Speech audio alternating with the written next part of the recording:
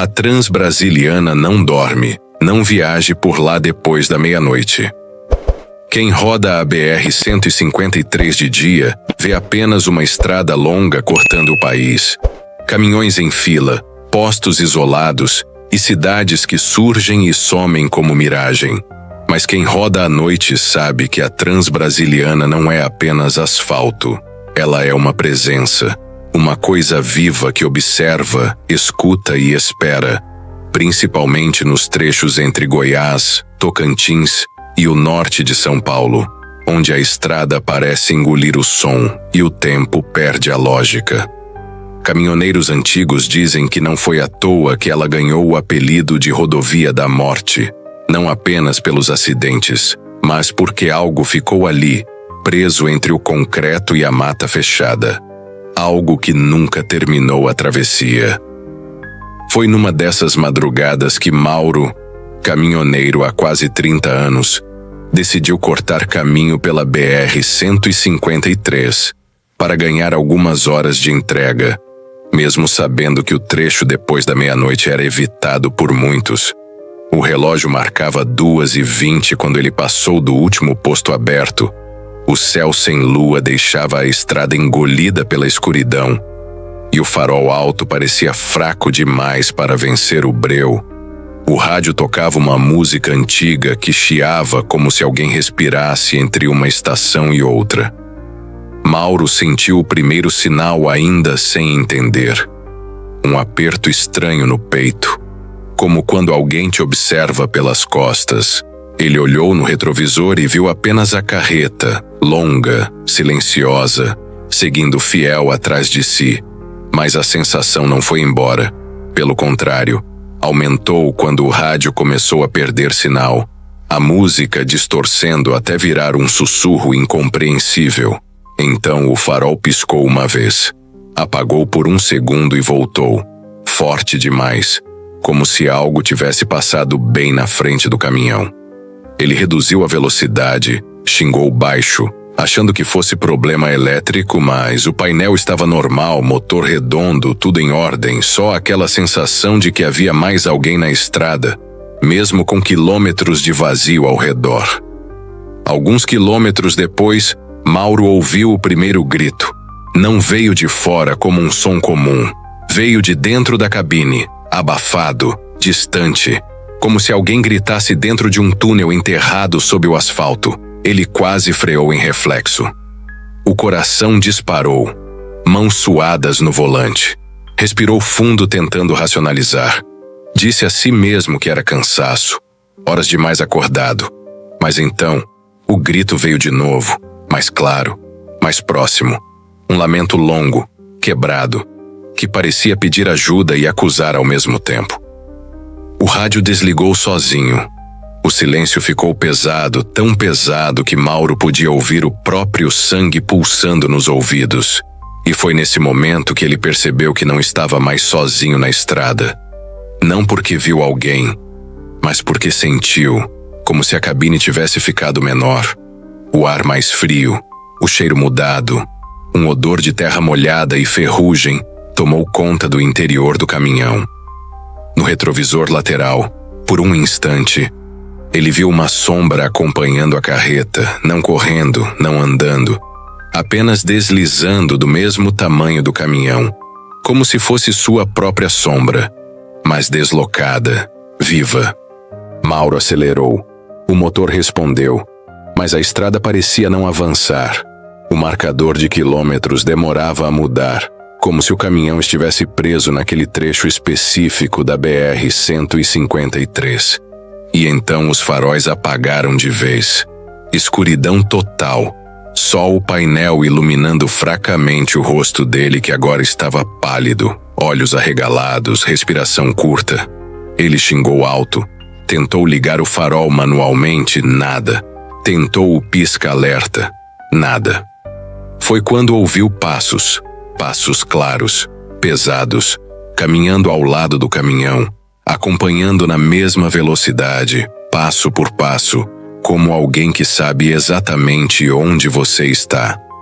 Mauro não olhou, não queria olhar, Sabia que se olhasse algo mudaria para sempre. Os passos começaram a se multiplicar. Não era mais um, eram vários, arrastados, descompassados.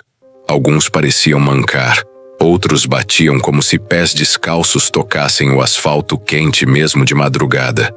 Então o grito voltou, agora vindo de fora, atravessando o vidro fechado, um coro de vozes que se sobrepunham, algumas chorando, outras gritando de raiva, outras apenas gemendo, todas presas naquele trecho da estrada.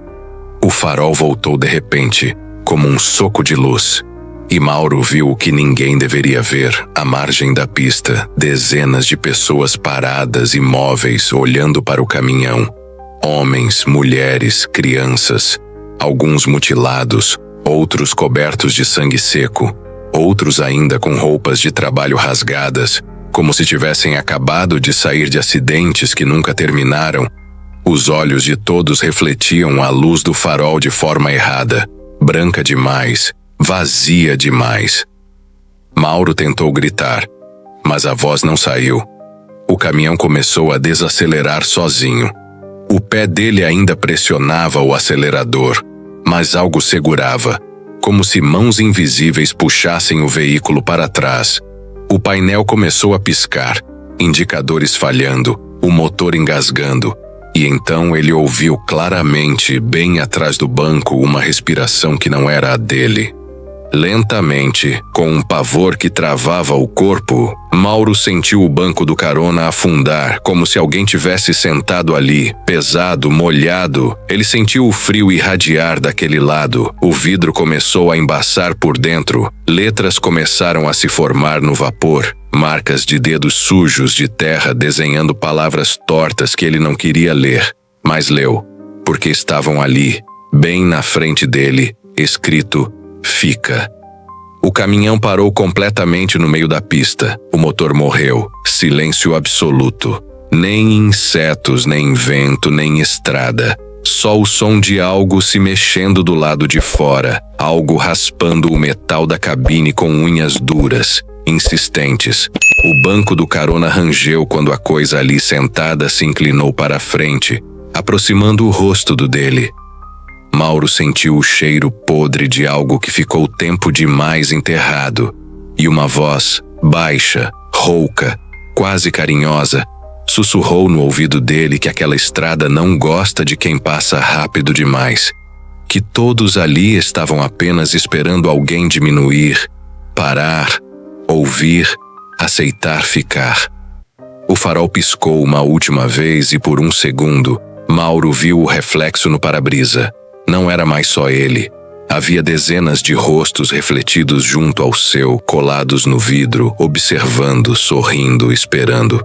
O farol apagou de vez e quando voltou, Mauro já não sabia dizer quanto tempo havia passado. Podia ter sido segundos ou horas, porque na BR-153, o tempo se dobra quando decide te prender. O motor voltou a funcionar sozinho, forte demais, como se nunca tivesse falhado. E o caminhão começou a se mover sem que ele tocasse no volante, seguindo em linha reta enquanto o banco do carona permanecia afundado, pesado, respirando. Mauro não olhava, não ousava. O suor escorria pelas costas apesar do frio intenso que dominava a cabine. O vidro continuava embaçado e agora outras palavras surgiam misturadas às marcas de dedos, nomes, datas, trechos de placas. Números de quilômetros, todos pertencentes a acidentes esquecidos, a pessoas que morreram ali e nunca foram embora. A estrada parecia diferente, mais estreita. A mata dos dois lados fechada demais, formando um túnel vivo que se inclinava para dentro, como se quisesse esmagar o caminhão. E então, Mauro percebeu que não estava mais sozinho nem dentro nem fora. Pelo retrovisor via outros caminhões surgindo atrás dele, antigos, modelos que ele reconhecia de décadas passadas, alguns sem cabine, outros com a frente destruída, mas todos rodando perfeitamente alinhados, como uma procissão silenciosa, sem faróis, apenas sombras densas se movendo no escuro. A A coisa ao lado dele começou a falar sem mexer a boca.